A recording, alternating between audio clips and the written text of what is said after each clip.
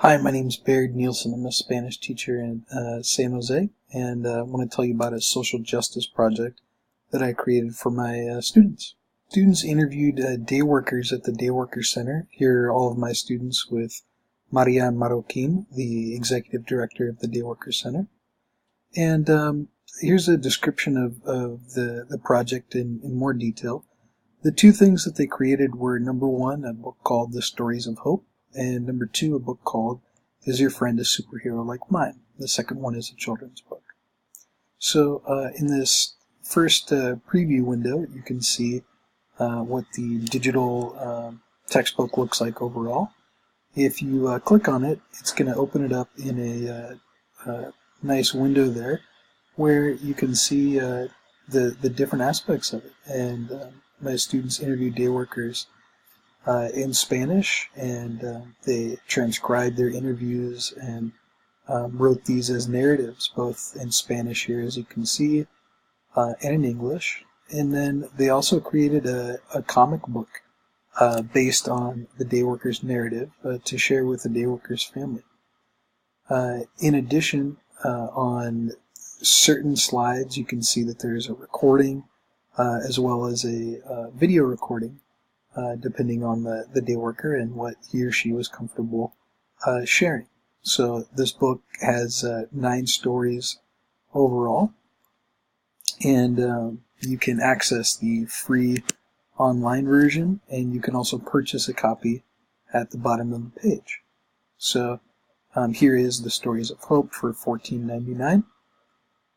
If you would like a PDF copy, I ask that you make a donation of $5 to $25 and complete the form. The second book is a children's book, and you can also preview it in the small window. Clicking on it opens it up to the actual book itself. So, starting at the beginning, the purpose of this book was to show the families of day workers that their parents are superheroes in order to just fight these negative stereotypes that exist about day workers. So the book talks about both my school and the Day Worker Center and what happens at these two different places.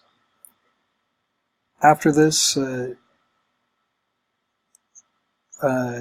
here you can see a cartoon version of the day worker's narrative from before. So here it's represented in a paragraph in English and in Spanish, and then as a superhero cartoon character on the right hand side.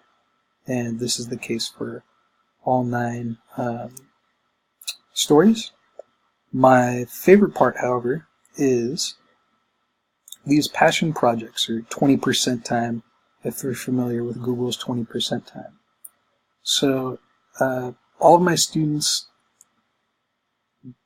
created a 5-minute presentation on something that they're passionate about and taught it in Spanish.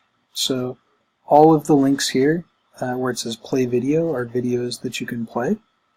And the purpose of this was to show my students that they can teach anybody something in Spanish at this point, and also to show day worker families who might not be comfortable speaking in English that it's okay to make mistakes in a second language. So here we have one video.